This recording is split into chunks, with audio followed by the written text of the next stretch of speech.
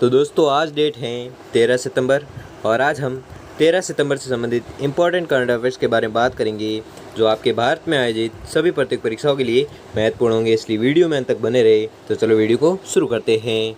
तो आपका पहला सवाल है कि शंघाई सहयोग संगठन SCO शिखर सम्मेलन 2022 का आयोजन किस देश में किया जाएगा। तो आपको याद रखना है यह किया जाएगा उज्बेकिस्तान में। ठीक है, तो अगर परीक्षा में पूछे कि उज्बेकिस्तान में क्या किया जाएगा तो आपको याद रखना है शंघाई सहयोग संगठन शिखर सम्मेलन या SCO शिखर सम्मेलन 2022 का आयोजन किया जाएगा। कहाँ पर? उज्बेकिस्तान में।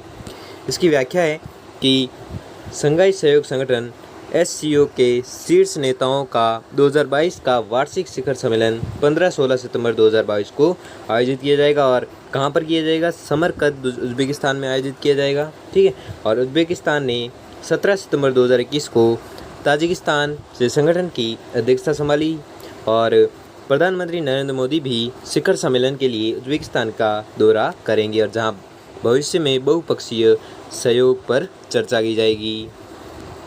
अगला सवाल है कि अंतर्राष्ट्रीय दक्षिण सहयोग दिवस कब मनाया जाता है। तो आपको याद रखना है यह मनाया गया था 12 सितंबर को। ठीक है, तो 12 सितंबर को क्या मनाया गया था? अंतर्राष्ट्रीय दक्षिण सहयोग दिवस है जो मनाया गया था। कब? 12 सितंबर को।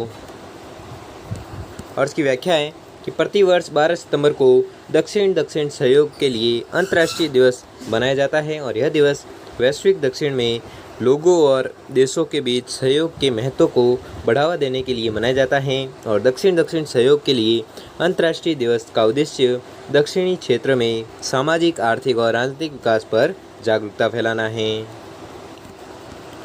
अगला सवाल है कि निम्नलिखित में से कौन सा केंद्रीय मंत्रालय राष्ट्रीय धातुकर्मी पुरस्कार प्रदान करता है। तो आपको याद रखना है यह करता है इस्पात मंत्रालय। ठीक है, तो इस्पात मंत्रालय है जो राष्ट्रीय धातुकर्मी पुरस्कार है जो प्रदान करता है। कौन? इस्पात मंत्रालय।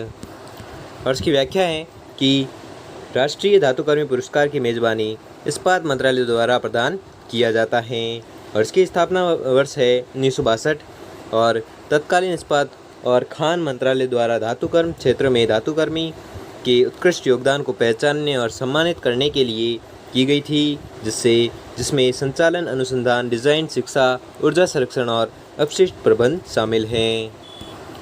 अगला सवाल है कि BB लाल जिनका हाल ही में निधन हो गया है वह किस क्षेत्र से संबंधित थे। तो आपको याद रखना है वह संबंधित थे पुरातत्व क्षेत्र में। ठीक है, पुरातत्व क्षेत्र से संबंधित थे। कौन? BB लाल जिनका हाल ही में निधन हो गया। ठीक है, किनका? BB लाल का। और ये किस क्षेत्र से संबंधित थे? अगर एग्जाम में पूछे तो आपको याद रखना है यह संबंधित थे पुरातत्व क्षेत्र से।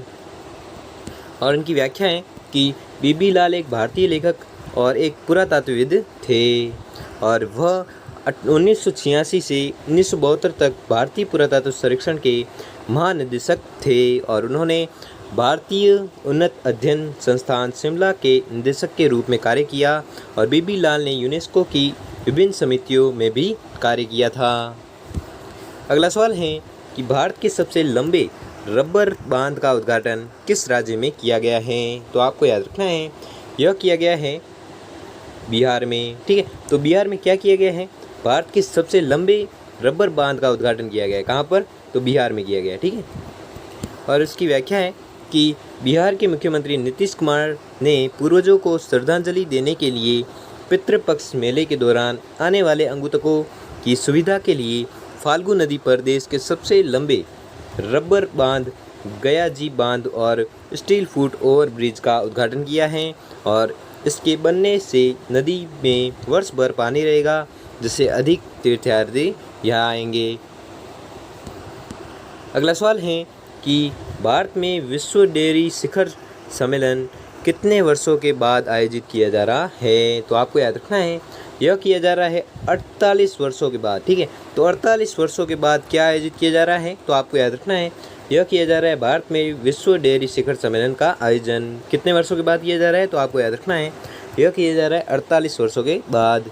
और इसकी व्याख्या है कि भारत में वर्ल्ड डेयरी समिट का आयोजन 12 सितंबर 2022 से 15 सितंबर 2022 तक India expo centre and mart greater Noida Uttar Pradesh में किया जा रहा है और भारत में 48 वर्ष से अधिक समय के बाद वर्ल्ड डेयरी समिट का आयोजन किया जा रहा है और इससे पहले यह वर्ष 1974 में आयोजित किया गया था और 4 दिवसीय शिखर सम्मेलन वैश्विक और भारतीय डेयरी हितधारकों के लिए आयोजित किया जा रहा है।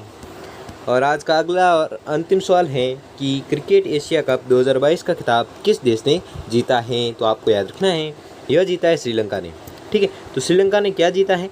तो श्रीलंका ने जीता है क्रिकेट एशिया कप 2022 का खिताब जीता है। किसने? तो श्रीलंका ने जीता है। ये वेरी मोस्ट इंपोर्टेंट क्वेश्चन है, ठीक है, तो आपको याद रखना है। और इसका एक्सप्लेनेशन है या व्याख्या है कि 11 सितंबर 2022 को दुबई नेशनल स्टेडियम में श्रीलंका ने पाकिस्तान को 23 रनों से हरा। ठीक है, तो कितने रनों से हराया था? तो 23 रनों से हराया था किसको? पाकिस्तान को। और अपना छठा एशिया कप खिताब है जो जीत लिया। किसने? श्रीलंका ने। और श्रीलंका ने पहले बल्लेबाजी करते हुए निर्धारित 20 ओवरों में 6 विकेट के नुकसान पर 170 रन बनाए और इसके जवाब में लक्ष्य का पीछा करने उतरी पाकिस्तान की टीम 20 ओवर में 147 रन पर ऑल आउट हो गई। और मोहम्मद रिजवान ने सर्वाधिक रन है जो बनाए थे। और सर्वाधिक रन कितने बनाए थे? तो 55 रन बनवाए थे। किसने? मोहम्मद रिजवान ने। और जीती कौन है? तो जीती है श्रीलंका। तो दोस्तों, आपको वीडियो कैसा लगा हमें कमेंट बॉक्स में कमेंट करके जरूर बताइए। अगर वीडियो अच्छा लगा हो या आपके लिए थोड़ा सा भी हेल्पफुल साबित हो तो वीडियो को लाइक और चैनल को सब्सक्राइब कर लीजिए। धन्यवाद।